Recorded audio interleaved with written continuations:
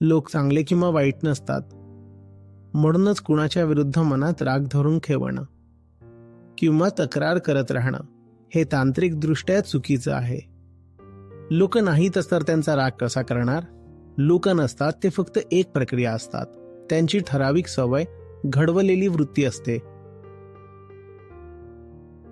आपल्यावरही संस्कार झालेले असतात. ज्या लोकांचे संस्कार आपल्या संस्कारांशी जुळतात त्यांना आपण म्हणतो की हे चांगले आहेत, आणि जे जुळत नाहीत त्यांना आपण म्हणतो हे वाईट आहेत. पण खरं तर ना कोणी चांगला असतो ना वाईट, काहीच नसतं. आपण सगळे मातीचे पुतळे आहोत, ज्यांच्यावर वेगवेगळ्या प्रकारचे संस्कार झालेले आहेत, आणि त्या संस्कारांनुसारच आपलं वागणं ठरतं. कोणी जर कठपुतळी आहे तर ती फक्त कठपुतळीच आहे. तिला चांगलं किंवा वाईट म्हणणं मूर्खपणाचं आहे. आणि बहुतेक लोक फक्त कठपुतळ्याच असतात. अगदी खरंच.